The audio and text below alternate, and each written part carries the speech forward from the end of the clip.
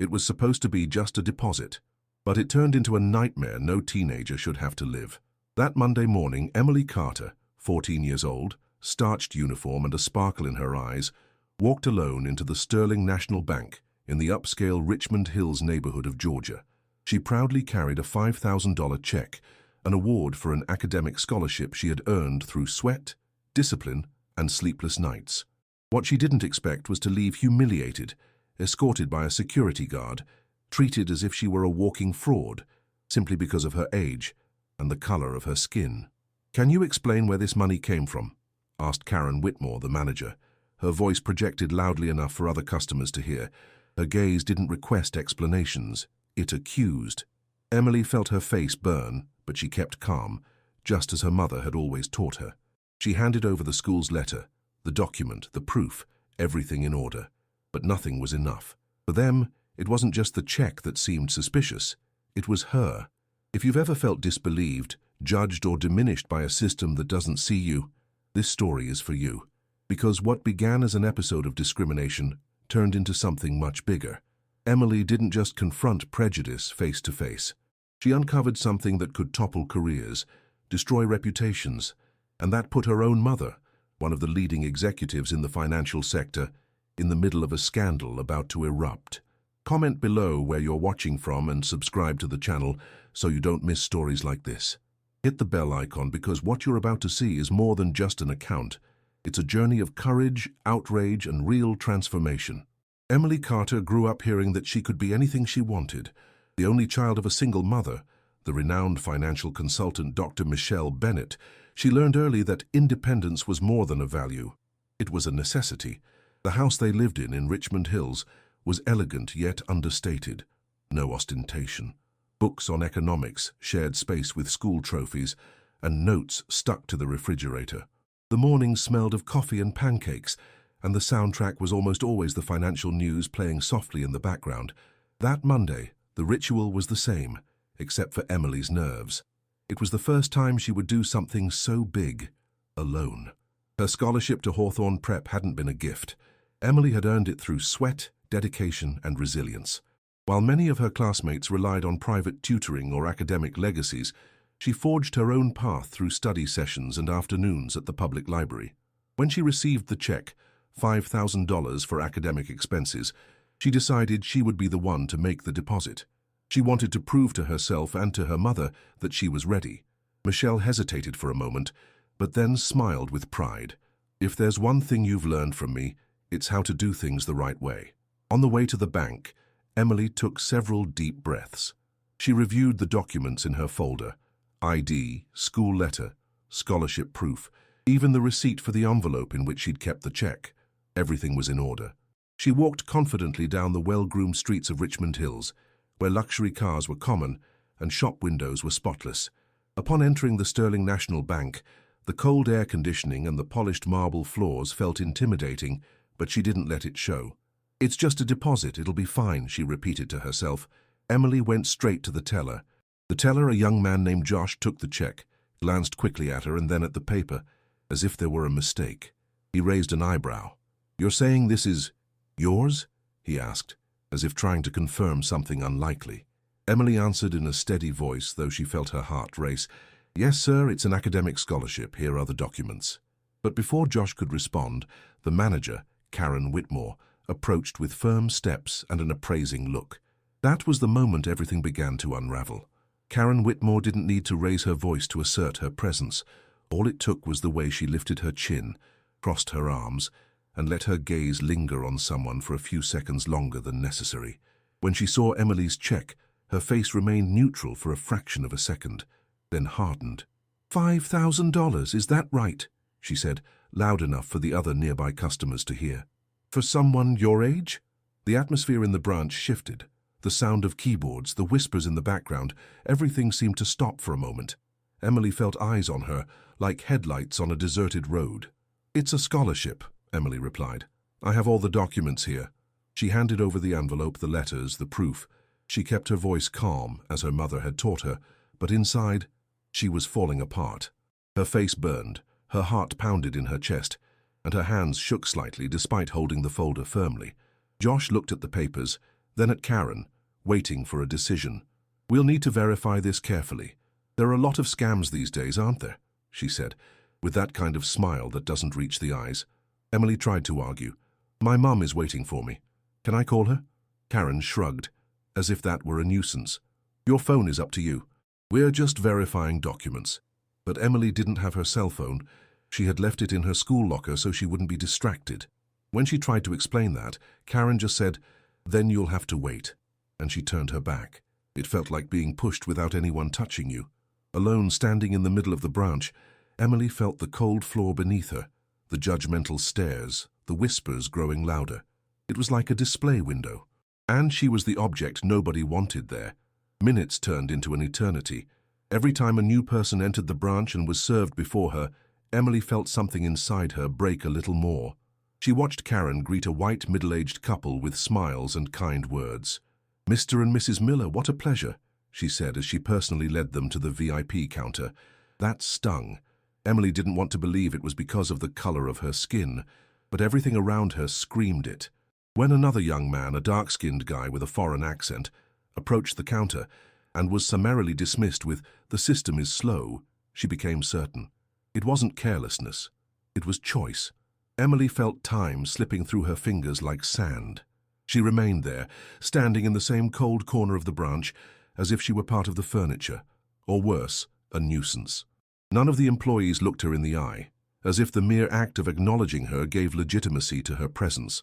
A man next to her muttered something to his wife, who shook her head with a look of disapproval. Emily didn't hear what was said, but she got the message. She didn't belong there. Not with that check, not with that skin color, not at that age. It was as if the environment silently told her she didn't belong. She tried to distract herself by observing the branch's details. Dark wood panels on the walls, digital screens glowing in red, the smell of new carpet mixed with expensive perfume.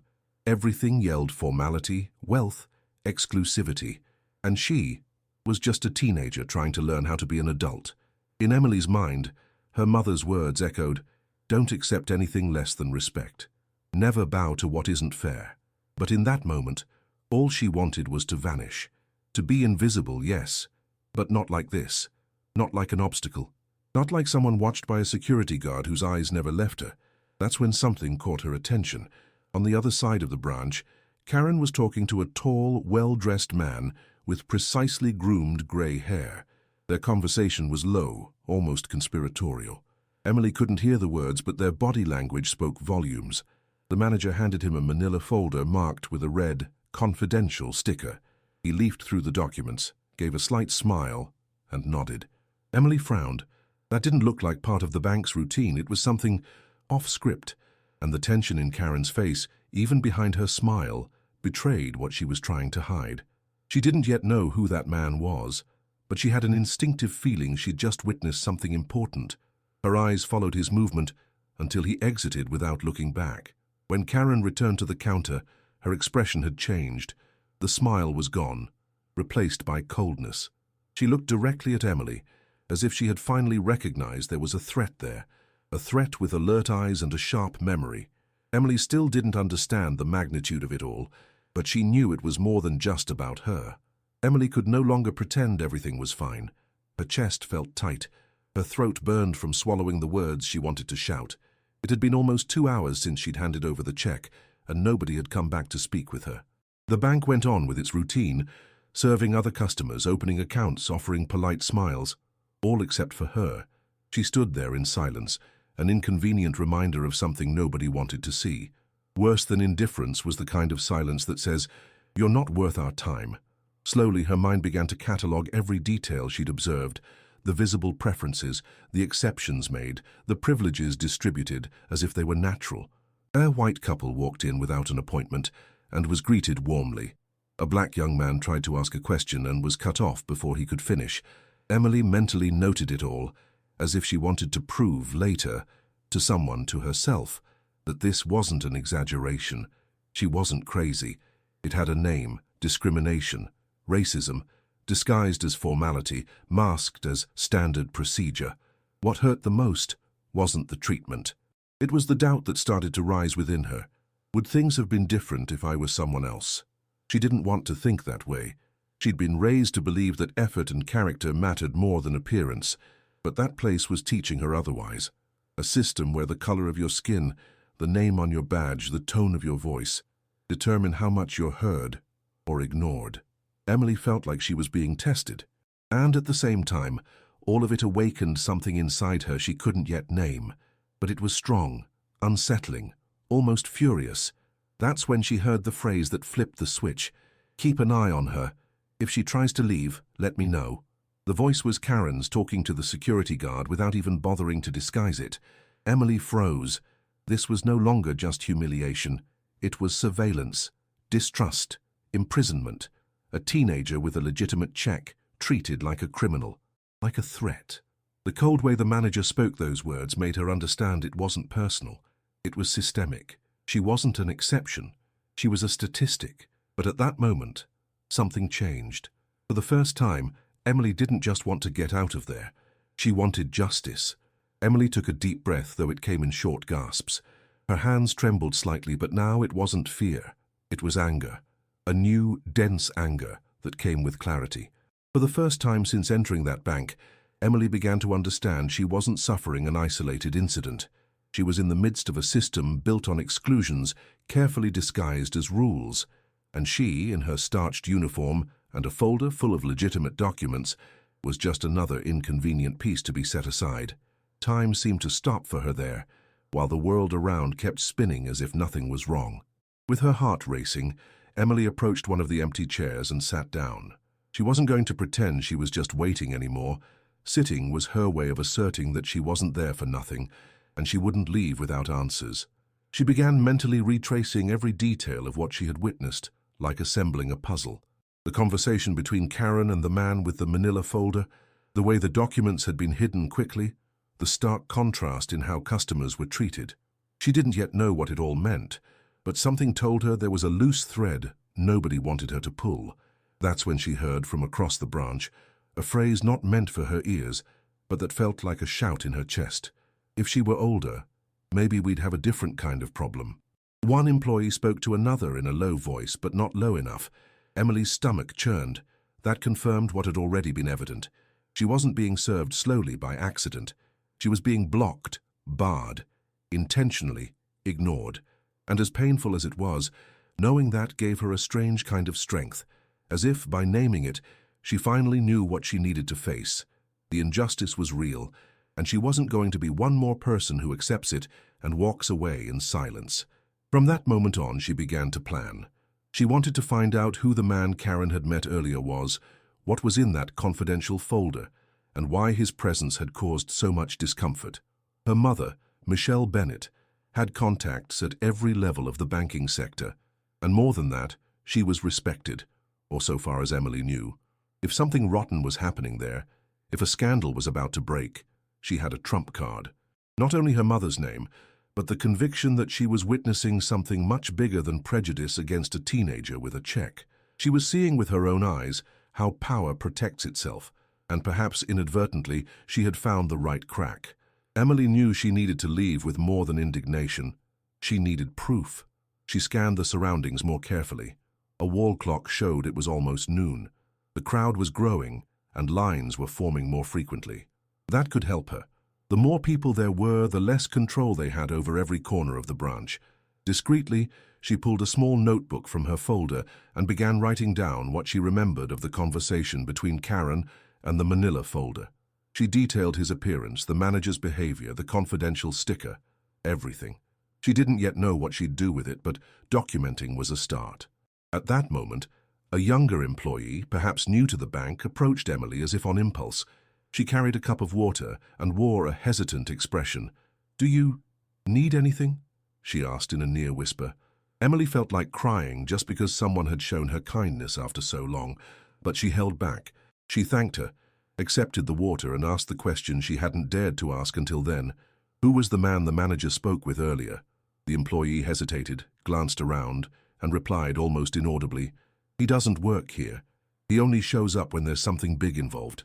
Before she could say more, a superior called her back, but it was enough to confirm Emily's suspicions. The revelation hit her like a brick.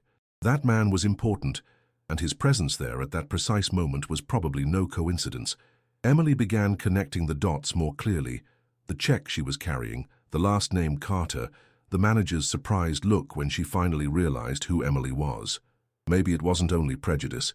Maybe she had stumbled onto something that threatened more than the manager's ego, a network of interest, possibly corruption or fraud. The mere presence of Michelle Bennett's daughter there unexpectedly could have triggered some alert. Emily realized she was at the center of something she didn't fully understand, but that she needed to uncover. Finally, someone called her name. It wasn't Karen. It was another manager, a man who hadn't appeared until then, wearing a red tie and a tense posture. "Emily Carter, please come with me." She rose slowly, clutching her folder and notebook. The walk to the back office felt longer than it actually was. The man opened the door, waited for her to enter, then closed it carefully. The air inside was even colder. He introduced himself as Mr. Watkins, regional supervisor. He said the bank regretted the inconvenience and that the situation was being internally reviewed. Emily heard every word, but her expression didn't change. She knew exactly what they were trying to do: silence the damage, contain the scandal, keep it from getting out of control. Mr. Watkins continued speaking, trying to soothe the tension with neutral corporate platitudes, as if reading from a crisis manual. "Ms. Whitmore may have overstepped, but rest assured the bank values all its customers, regardless of age, background, or circumstance." Emily held her gaze steady, without interrupting. But inside, each glossed-over phrase sounded like an insult. Value wasn't what they'd shown her. No words spoken in that room could erase the nearly 2 hours of humiliation, the sidelong glances, the whispers, the surveillance. And now, what did they want? For her to accept an empty apology and leave as if nothing had happened. Watkins then offered an alternative. He said the deposit would be processed immediately as a priority. He even offered, as a courtesy from the bank, a student debit card with exclusive benefits. Emily understood at once. It was an attempt to buy her silence, a gift disguised as kindness. But she didn't want presents. She wanted dignity. She wanted justice. And more than that, she wanted to know what Karen was hiding. "Before I leave," she said firmly, "I want the name of the man who was here earlier. I want to know what was in that confidential folder." Watkins looked taken aback. "I don't know what you're referring to," he replied after a few seconds of silence, but Emily knew he was lying, and that only confirmed her suspicions. She rose from the chair slowly. She refused the card. She said she would come back with someone who knew the ins and outs of the financial system, someone who knew exactly how to ask questions that couldn't be ignored. "Tell Ms. Whitmore that my mother will want to speak with her, and this time it won't be in private." Watkins tried to insist, offering a direct phone number, but Emily was already at the door. Exiting the office, she crossed the lobby with steady steps. The guard was still watching her, but now he looked uneasy. The teenage girl in a blue uniform with a side braid was no longer just a girl trying to deposit a check. She was a witness and a threat. Outside, the noon sun scorched the pavement, but Emily breathed more easily. She borrowed a phone from a woman on the sidewalk and called her mother. Michelle answered on the second ring. Just hearing Mom tremble on the other end and the silence that followed was enough to let Emily know something was wrong. "Where are you?" Michelle asked, instantly on high alert. Emily replied, still trying to contain her anger. "At the Sterling. Something happened." And she told her everything, every detail. When she finished, Michelle was silent for a few seconds. Then she spoke in the coldest, most composed tone Emily had ever heard. "Don't move, I'm on my way, and I'm bringing people with me." Michelle Bennett arrived in less than 20 minutes. She wasn't alone.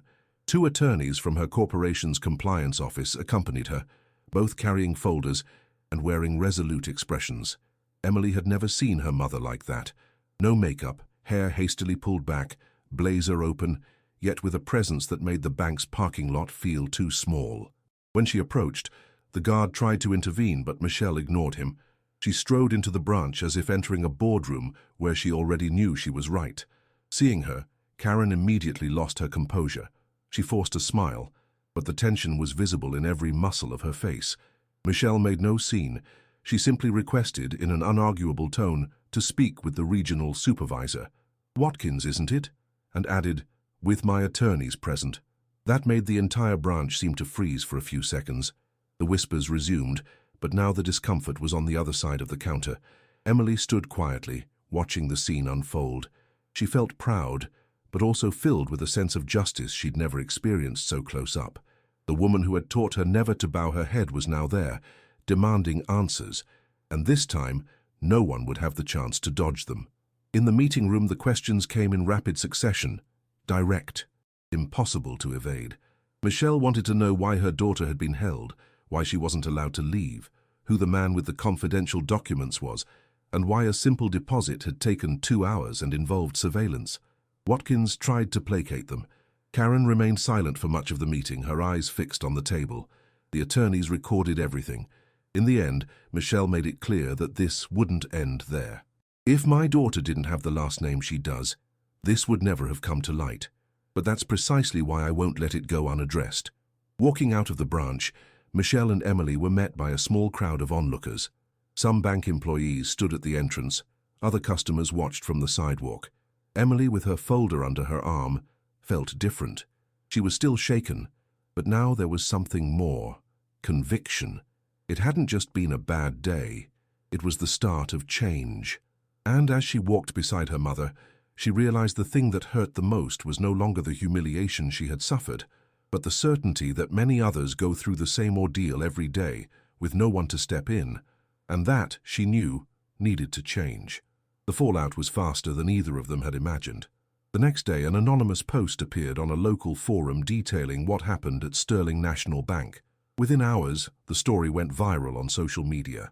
"Black teen treated like a criminal depositing scholarship check," read one of the headlines that quickly gained traction. Emily's school publicly sided with her. Regional newspapers, community radio stations, and even national news channels began reaching out to Michelle. Before long, the bank was forced to issue an official statement expressing deep regret and announcing the temporary suspension of manager Karen Whitmore, while internal investigations were conducted. But Michelle didn't want just public apologies. She filed a formal lawsuit against the institution, not out of revenge, but principle. Her lawyers gathered evidence, testimonies, surveillance footage, and even leaked internal messages from an employee appalled by the branch's discriminatory culture. Emily, for her part, was invited to give an interview on an educational program where she recounted her story with calm, maturity, and a firmness that impressed viewers. When asked what impacted her the most that day, she answered, "What hurt the most was realizing that, even doing everything right, I was still seen as wrong, just for being who I am." That interview became a watershed moment. Thousands of teenagers, Black, Latino, Asian, began sharing similar experiences. That personal, painful, and seemingly isolated story became a symbol of a much larger problem. Emily found herself, unwillingly, as the voice of something long overdue. Her school organized a series of conversations about institutional racism. Under pressure, the bank announced a new diversity and inclusion board and invited Michelle to join an external advisory panel. She declined gracefully. "I don't want to fix a system that only reacted after being exposed. I want my daughter to live in one where this never happens in the first place." Months passed.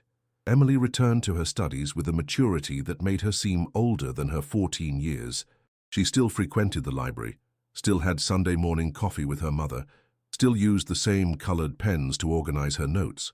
But something inside her had changed, a silent strength, a conviction that could no longer be dismantled. On the top shelf of her room, next to her school trophies, there was a new frame. Inside it sat the $5,000 check, no longer as a memento of the scholarship, but as a symbol of the day she discovered that courage is also a way of learning. One ordinary afternoon, months later, Emily walked past the Sterling National Bank for the first time since the incident. She was on her way to school, backpack on her shoulders, headphones playing a jazz playlist her mother had made for her. She paused on the other side of the street. The bank's facade was unchanged. Mirrored glass, gold lettering, employees coming and going. But for her, everything was different. That place no longer intimidated her. It no longer carried the weight of humiliation. Now it was a landmark, a reminder of the day she refused to bow her head, the day she was disbelieved and still stood her ground. She crossed her arms for a moment, watching in silence. She felt the breeze on her face and remembered vividly the feel of the branch's cold air conditioning, the manager's voice, the security guard's stare. But what prevailed now was another memory of her own voice making itself heard, even when it trembled. The day she refused to give in to fear. The day her truth refused to be erased. She smiled softly, turned, and continued walking with steps that were at once firm and light. On the last page of her notebook, there was now a handwritten phrase she repeated whenever she doubted herself. Being strong isn't not feeling. It's moving forward even when they try to stop you.